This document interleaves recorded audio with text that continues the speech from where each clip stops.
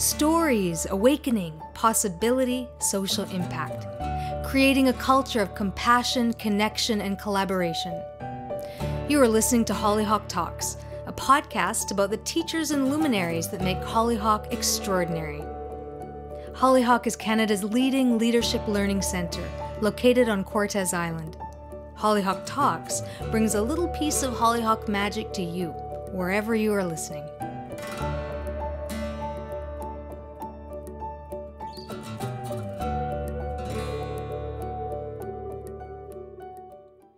This is Farah of Hollyhock Talks, and I'm really excited to be here with Diana Beresford-Kroeger, who is an author, medical biochemist, botanist, and also featured in the documentary Call of the Forest film.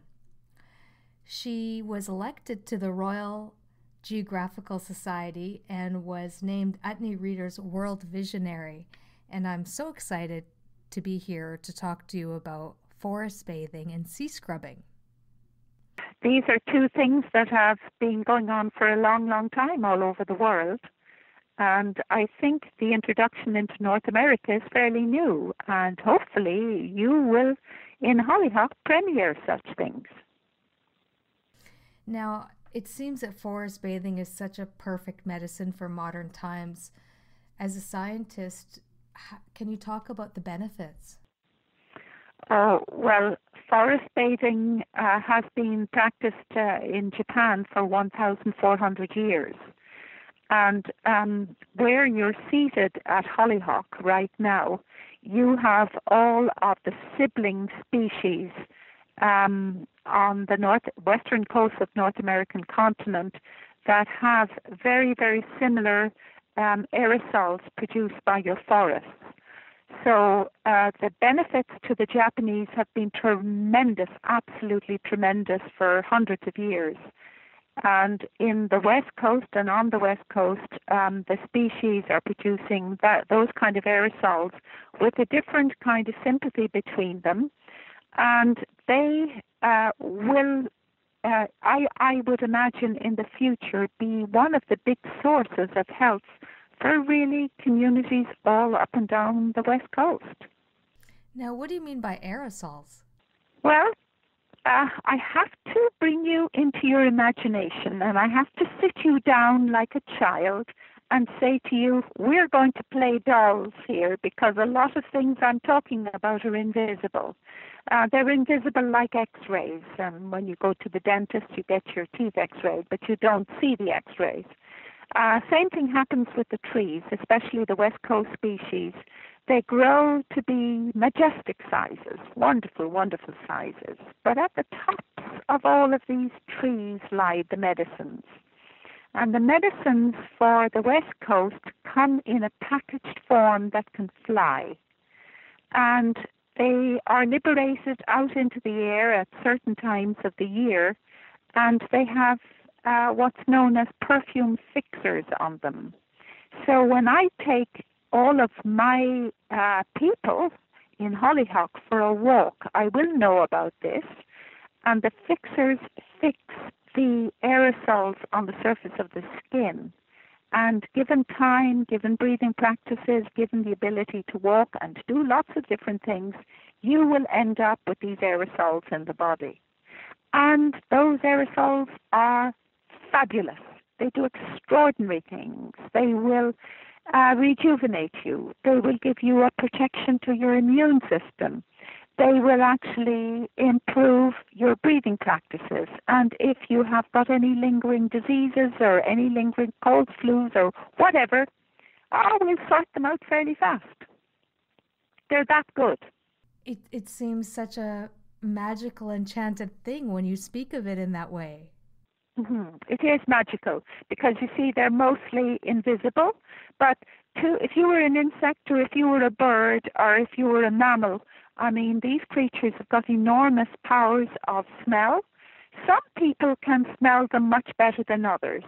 Some people, their noses don't work very well. You know, for instance, sommeliers for smelling all the great wines. These people have fabulous noses, and no doubt they could smell them. I'm sure they could. But for the ordinary folks like you and me, we go under these trees, and then I can point out all the glandular tissue, and I can actually express it for you, so you get a very strong smell, a good dose of it. And it is the basis of the medicines of the forest. And the Aboriginal people, of course, did have medical trees. And that's what we're going to be using out on the West Coast. Now, you mentioned at certain times of the year, so it's not that these medicines are produced all year round. Is that right?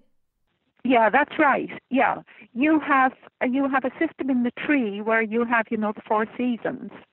And even for you, even though you tell me it's just wonderful and green and you can walk in the forest out there and I'm still plodding in snow here, the trees do go into a kind of a dormancy. And they have to take a rest period, and that is generally during the winter. In fact, all species do that. But going up into the lightning part of spring, when the temperatures are rising and are increasing, then the tree starts to come to life and the tree starts to manufacture the year's product of this medicine. And that's when you snap it, and that's when you get the best dose of it, and it gives you a strength that lasts for a very, very long time. So taking a walk in the springtime in a forest would be the ideal time? No. The ideal time would be when the temperatures are about 80 degrees, between 75 and 80 degrees. There's a chemistry that takes place in the forest itself, and actually in you too, as a person with a high, medium to high metabolic rate. Your body senses the aerosols themselves, and when the temperatures are a bit higher, then the activity is higher. It's still on your skin, but increase the temperature a bit and you increase the productivity and the reaction rate, it's called, of the medicine. And this goes right into your body, and for you out on the West Coast, you are totally spoiled. Everybody is spoiled out there, and we're all jealous of you, because you can get these things going from May, June, July, August, September, and I suspect you even get these treasures in part of the beginning of October. So, you're totally spoiled, and you have such fantastic species out there, and I'm going to tell you about them. It makes me realize how little I know about forests. Yeah, well, when you take a trip through the forest with me, you will never look at a tree in the same way again. Never, never, never. Down in Carolina, I did a lecture down there, and I invited some people into their arboretum. That's the University Arboretum, and hundreds and hundreds of people turned up. More people than had ever been in the Arboretum ever. So there's kind of a thirst for this. People are starting to realize that the antibiotics are not working 100%. We've got super bugs on the horizon. And this is a way of getting very, very good health for your body for free. Mm-hmm. Do you think it's the antidote for modern living? Oh, God, yes. Yeah. Yes, I do. Actually, I do really. I truly do. Now, I gave you my name in Gaelic. My name in Gaelic is Oaneni Dún Smerach.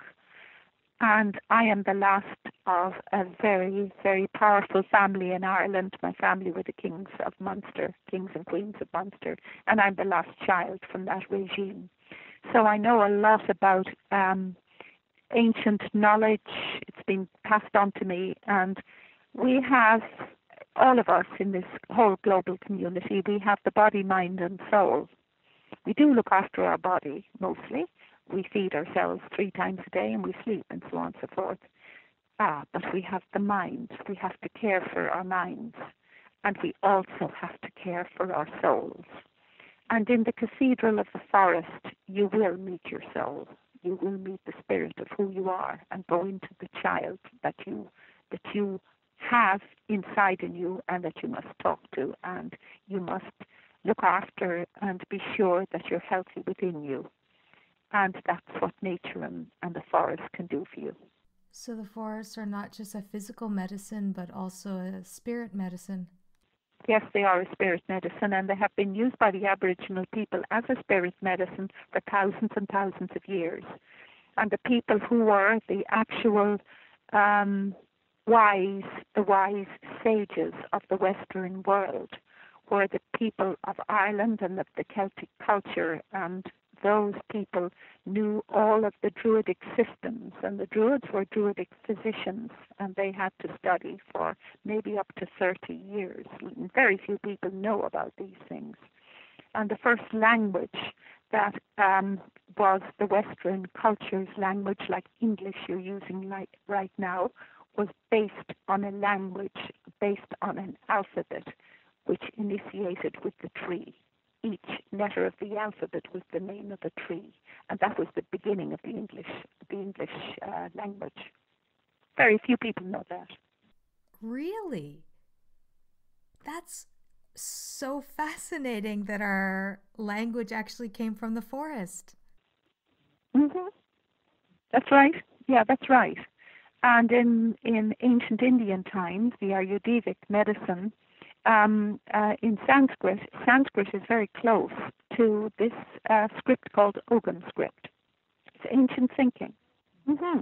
And a set of laws was based on that, just like in India. The set of laws were ancient laws, and they were really laws of democracy, laws of democracy of people, and the concept of the commons.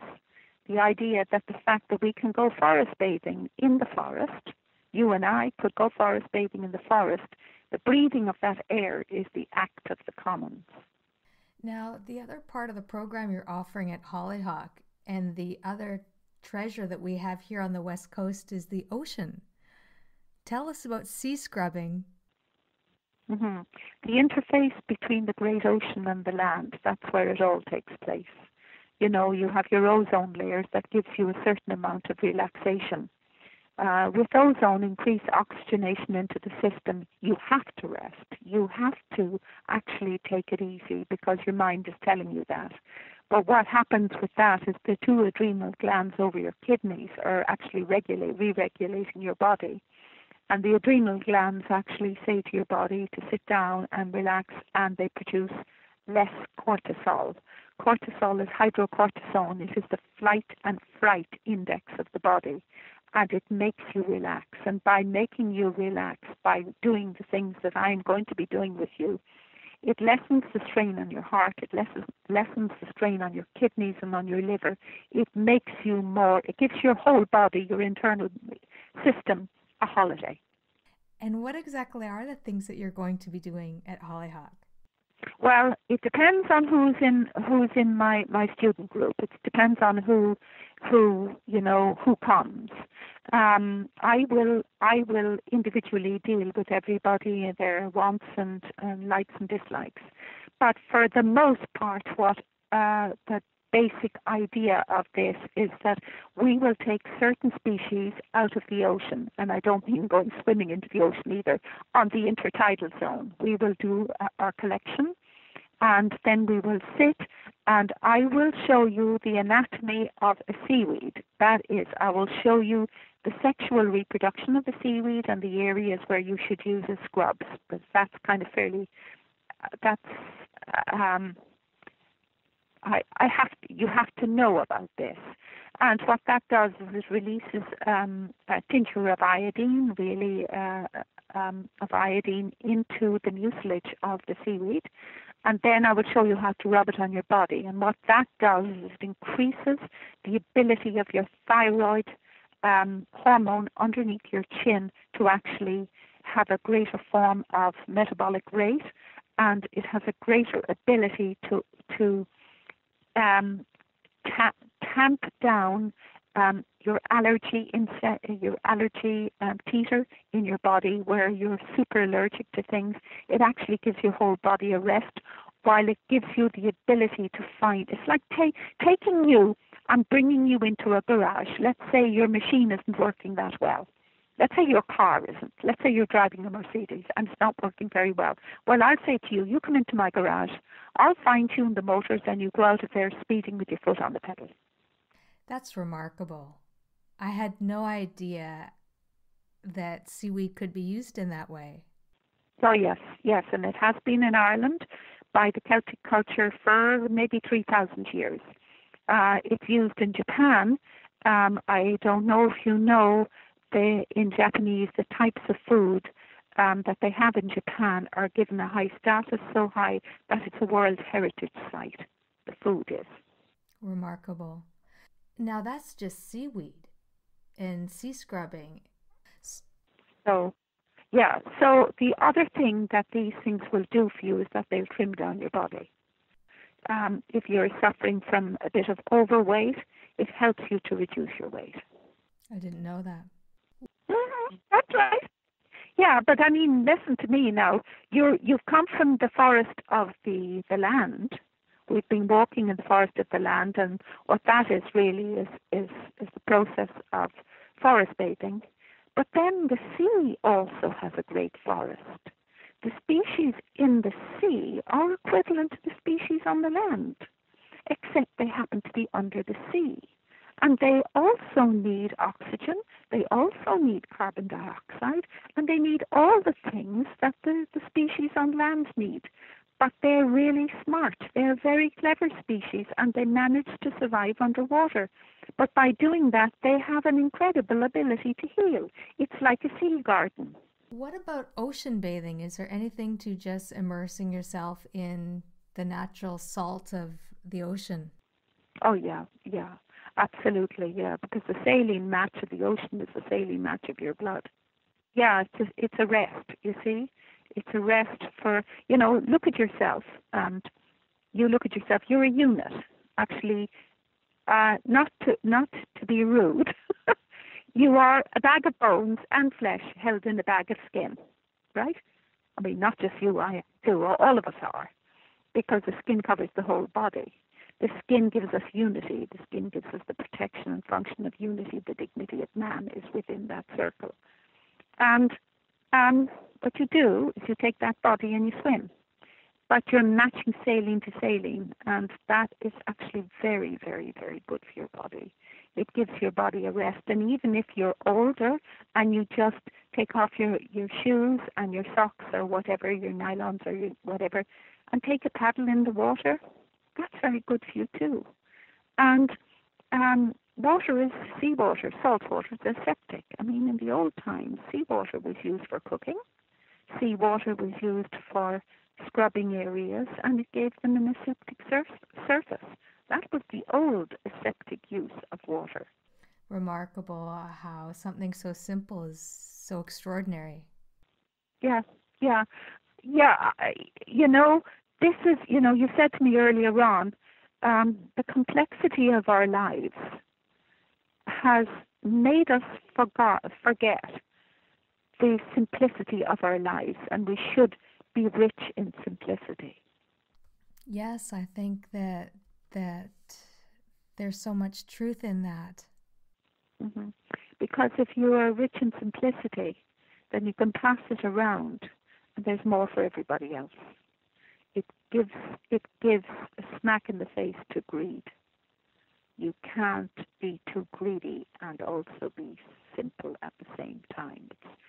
One is the paradox of the other. And the world needs simplicity. We don't need greedy people. We need to share. We need to share in love and in respect for all peoples everywhere. You have a bioplan. Can you tell us about your bioplan? Well, what the bioplan is very simple, actually. Is you look after your garden. Don't use pesticides. Don't use fungicides. You look after your garden.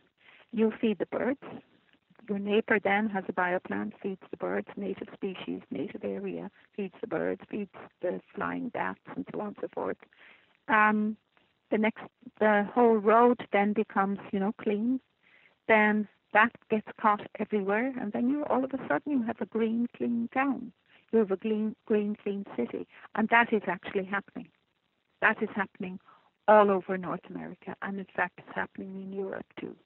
And that you start with an idea. Every single thing that works in nature, every single thing that works for you and me as human beings starts with an idea. And you have to have the idea, have the dream of the idea, and then put it to work. And it is going to work. I have so many more questions for you, and I also know that It's probably good that we just give people a taste so that they are inspired to actually come to the workshop, because I'm sure there's so many things they'll be able to experience being with you and being outside within the natural world. The big idea of the workshop is for people who are coming, you're going to come to relax. We are going to have fun.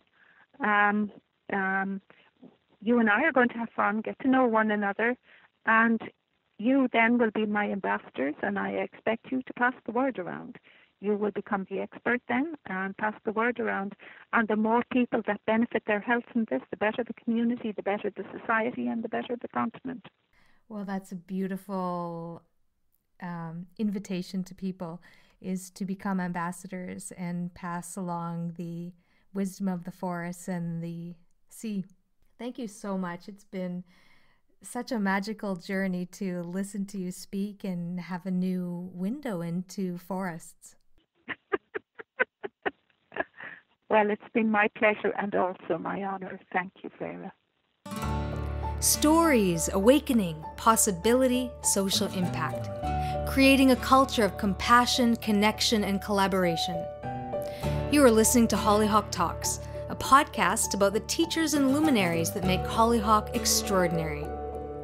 Hollyhock is Canada's leading leadership learning centre, located on Cortes Island. Hollyhock Talks brings a little piece of Hollyhock magic to you, wherever you are listening.